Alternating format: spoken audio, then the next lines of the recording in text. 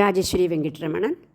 മുകളിൽ കാണുന്നത് 4 ദിവസം മുമ്പ് short and higher, Malayalam short and higher ബുക്കാണ്.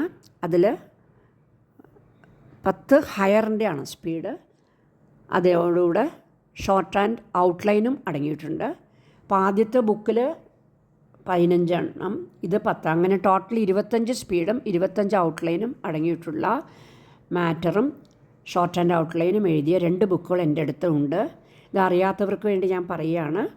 ഇതൊക്കെ കുറച്ച് റെഫർ ചെയ്ത് പഠിച്ചാൽ KGT, ലോവർ, ഹയർ, റിപ്പോർട്ടർ ഇങ്ങനെയുള്ള പരീക്ഷകളൊക്കെ ഫസ്റ്റ് പേപ്പർ കുറച്ച് നല്ല രീതിയിൽ നിങ്ങൾക്ക് എഴുതുവാൻ സാധിക്കുന്നതാണ്.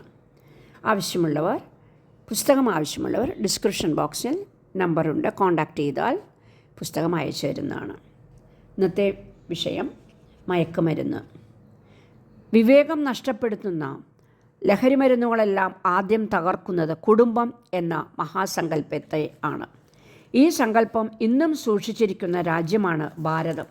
പകലന്തി വരെ അധ്വാനിച്ചു കിട്ടുന്ന പണം മദ്യത്തിന് നൽകി സ്വബോധം പകുതി പോയി വരുന്ന ഭർത്താവ് സംഭാവന ചെയ്യുന്ന ദുരിതങ്ങൾ എന്തുമാത്രം അസ്വാസ്ഥ്യജനകമാണ്. അത്തരം ഒരു കുടുംബനാഥൻ പിതാവാകുമ്പോൾ മക്കൾക്ക് നൽകുന്ന ചിത്രം എന്തുമാത്രം ഭീതിജനകമാണ്. ഇത് കുട്ടികളുടെ പഠനത്തെ ബാധിക്കും, ജീവിതത്തെ ബാധിക്കും. വീട്ടിലുണ്ടാവുന്ന അസ്വസ്ഥങ്ങൾ കുഞ്ഞുങ്ങളിൽ ഭയം വളർത്തും, ക്രൗര്യം ഉണർത്തും, അസ്വസ്ഥമായി പൂർണ്ണമാകും. വീട്ടമ്മയും കൂടി മദ്യപാനിയോ മയക്കുമരുന്നിൻ്റെ അടിമയോ ആയാലുള്ള അവസ്ഥ ചിന്തിക്കാവുന്നതേ ഉള്ളൂ. തൊഴിൽ ഇല്ലായ്മയുടെ പേര് പറഞ്ഞ് മദ്യക്കച്ചവടം തുടരുന്ന സർക്കാർ ജനങ്ങളുടെ വഞ്ചന കാണിക്കുന്നു. മദ്യത്തിനും മയക്കുമരുന്നിനും അടിമകളായി അവശത അനുഭവിക്കുന്ന കുടുംബങ്ങൾക്ക് വേണ്ടി ഗവൺമെൻറ് മുടക്കുന്ന തുക വെച്ച് നോക്കിയാൽ ലഭിക്കുന്ന വരുമാനം തുച്ഛമാണെന്ന് ബോധ്യപ്പെടും. മനസ്സും ശരീരവും ദുർബലമായ ജനത രാജ്യത്തിന് അനാവശ്യമാണെന്ന് മനസ്സിലാക്കണം. സർക്കാർ ഈ വഴിക്ക് ചിന്തിച്ചാൽ മാത്രമേ ഇന്നത്തെ മദ്യനയത്തെയോ ലഹരി മരുന്ന് തിരുത്താനാവൂ. കുട്ടികളെ ലഹരികളുടെ ലോകത്തേക്ക് കൈപിടിച്ചുയർത്തി വിടുന്നത് മനഃപൂർവ്വമല്ലെങ്കിലും മുതിർന്നവർ തന്നെയാണ്. മുതിർന്നവർ വലിച്ചെറിയുന്ന സിഗരറ്റ് തുണ്ടുകൾ വലിക്കുന്ന കുട്ടികൾ ക്രമേണ പുകവലിക്ക് നീങ്ങുകയാണ്. ഒടുവിൽ ലഹരിയിൽ നിന്ന് തിരിച്ചു വരാനാവാത്ത വിധം കുട്ടികൾ പുകവലിയിൽ ആമഗ്നരാവുന്നു. മയക്കുവസ്തുക്കൾ സംഭാവന ചെയ്യുന്ന പൈശാചികമായ വിഭ്രാന്തിയിലേക്ക് അവർ താണു പോകുന്നു. ഒരു തരം ഉന്മാദം ബാധിച്ച ഭ്രാന്തരായി അലയുന്നു. ഏത് സാഹസത്തിനും മുതിരുന്ന അവർ ഒരു ലോകം സ്വയം സൃഷ്ടിക്കുന്നു. അവിടെ ശാന്തി, സൗമ്യത, നീതി ഒന്നുമില്ല. എല്ലാം അവർ സൃഷ്ടിച്ചെടുക്കുന്നത് മാത്രം. പത്രങ്ങളിൽ സ്ഥിരം കോളമായി മാറിയിരിക്കുകയാണ് ആത്മഹത്യ. കേരളത്തിൽ ഒരു ദിവസം 10-ൽ കൂടുതൽ ആത്മഹത്യകൾ നടക്കുന്നു എന്നാണ് റിപ്പോർട്ടുകൾ. യഥാർത്ഥത്തിലുള്ള എണ്ണം ഇതിലും കൂടുതലാണ്. ഗ്രാമങ്ങളിലും മലയോര പ്രദേശങ്ങളിലും നടക്കുന്ന ആത്മഹത്യകൾ നാം അറിയുന്നില്ല. ഓരോ ദിവസവും മുന്നോട്ട് പോകുന്തോറും ആത്മഹത്യ ചെയ്യാനുള്ള പ്രവണത വർദ്ധിക്കുന്നതായിട്ടാണ് കാണുന്നത്. ആത്മഹത്യയുടെ വാക്കുകൊണ്ട് തിരിച്ചു വന്നവർ മരിക്കുന്നവരെക്കാൾ കൂടുതലാണ്. പലരും പിന്നെയും ആത്മഹത്യ ചെയ്യുന്നുണ്ട്. പണ്ട് മദ്യവും സിഗരറ്റും മാത്രമായിരുന്നു ലഹരി വസ്തുക്കളെങ്കിൽ ഇപ്പോൾ സിന്തറ്റിക് ഡ്രഗ് അഥവാ രാസലഹരിയാണ്. അത് വ്യാപിച്ച് കൊണ്ടിരിക്കുകയാണ്.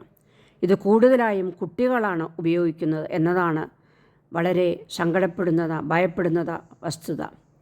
മദ്യപിച്ച് ഒരു കുട്ടിക്ക് ക്ലാസ്സിൽ വരാനോ വീട്ടിലേക്ക് കയറി ചെല്ലാനോ സ്വാഭാവികമായും സാധിക്കുന്നില്ല.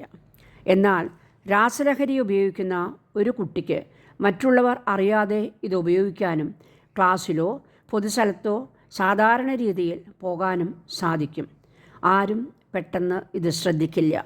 ഇതാണ് ഇവരുടെ ധൈര്യവും. ഇത്തരം രാസലഹരി ഉപയോഗിക്കുമ്പോൾ അനിയന്ത്രിതമായ ഈ ഒരു ഊർജം അവർക്ക് ലഭിക്കുന്നു. അത് എങ്ങനെ കൈകാര്യം ചെയ്യണമെന്ന് കുട്ടികൾക്ക് അറിയില്ല. ഈ സമയത്താണ് അവരെ പ്രകോപിപ്പിക്കുന്ന എന്തെങ്കിലും ഉണ്ടായാൽ അവർ സർവശക്തിയും എടുത്ത് പ്രതികരിക്കും. ഇതാണ് ഇന്ന് പല കേസുകളിലും പല സ്ഥലങ്ങളിലും സംഭവിക്കുന്നത്. ഇന്ത്യയിൽ ഇപ്പോൾ 30 ലക്ഷത്തിനും 60 ലക്ഷത്തിനും ഇടയ്ക്ക് ആളുകൾ മയക്കുമരുന്നിന് അടിമകൾ ആയിട്ടുണ്ടെന്നാണ് അന്താരാഷ്ട്ര തൊഴിൽ സംഘടനയുടെ കണക്ക്. മുമ്പ് സമ്പന്ന രാഷ്ട്രങ്ങളുടെ മാത്രം ശാപമായിരുന്നു ഇത്. എന്നാൽ ഇന്ന് പ്രശാന്തത കളിയാടിയിരുന്ന നമ്മുടെ കേരളത്തെയും അത് കീഴ്പ്പെടുത്തിയിരിക്കുന്നു. കേരളത്തിൽ മയക്കുമരുന്നിന് അടിമയായിട്ടുള്ളവർ ഏറ്റവും കൂടുതൽ സിറ്റികളിലാണ് എന്ന് ലോകാരോഗ്യ സംഘടന പറയുന്നു. പുകവലിയിൽ നിന്നാണ് ഈ ശീലം ആരംഭിക്കുന്നത്. താൻ കുട്ടിയല്ല, സ്വന്തം ഇഷ്ടപ്രകാരം നടക്കുന്ന ആളാണെന്ന് ഭാവിക്കലാണ് പുകവലിക്ക് കാരണം. പുകവലിയിൽ നിന്ന് ക്രമേണ മദ്യപാനത്തിലേക്ക് കടക്കും. പുകവലിയും മദ്യവും നൽകുന്ന ലഹരി പോരാതെ വരുമ്പോൾ കഞ്ചാവിലേക്കും മയക്കുമരുന്നിലേക്കും എത്തുന്നു. ഇങ്ങനെ കേവലം ഒരു കൗതുകമാണ് ഈ വിപത്ത് ക്ഷണിച്ച് വരുത്തുന്നതെന്ന് കാണാം. മയക്കുമരുന്നുകൾ ഒരിക്കൽ ഉപയോഗിച്ചു കഴിഞ്ഞാൽ വീണ്ടും ഉപയോഗിക്കണമെന്ന് താല്പര്യം ജനിക്കും. അങ്ങനെ അതൊരു ശീലമായി തീരും. ഒരുതരം മാനസിക രോഗത്തിലേക്കാണ് അത് തന്നെ അടിമയാക്കുക. ഇതിനെതിരെ പോരാടുന്ന കവിയത്രി സുഗതകുമാരി മയക്കുമരുന്നുകൾ വരുത്തിവെക്കുന്ന വിനയെപ്പറ്റി പറഞ്ഞിട്ടുള്ളത് ഇങ്ങനെയാണ്: ഒരു പിശാചിൻ്റെ ക്രൗര്യത്തോടെ അവ നിങ്ങളെ അടിമയാക്കും. പുകയായും പാനീയമായും കുത്തിവയ്ക്കലുമായും ഒക്കെ ആ വിഷം ഉള്ളിൽ കടന്നു തുടങ്ങിയാൽ പിന്നെ ഭ്രാന്താണ്. അവ കിട്ടാൻ വേണ്ടി എന്തും ചെയ്യും. എവിടെ നിന്നും മോഷ്ടിക്കും, ആരെയും കൊല്ലും, ഏതു കഠിനമായ കുറ്റകൃത്യവും ചെയ്യും. നിയമങ്ങളും മര്യാദകളും ആദർശങ്ങളുമൊക്കെ കാറ്റിൽ പറത്തും. മയക്കുമരുന്നിൻ്റെ അടിമ അവൻ്റേതായ ഒരു അധോലോകത്തിൽ മുങ്ങിത്താഴുന്നു. മയക്കുമരുന്നിന് അടിമയായി കഴിഞ്ഞിരിക്കും ഒരു വിദ്യാർത്ഥി. അടിമയായാൽ അയാൾ 1 വർഷം കൊണ്ട് 8-10 പേരെയെങ്കിലും തൻ്റെ വഴിക്ക് നയിക്കുമെന്നാണ് മറ്റൊരു സങ്കടകരമായ സംഗതി. ഇന്ന് മയക്കുമരുന്ന് കച്ചവടം സർവത്ര വ്യാപകമായിട്ടുണ്ട്.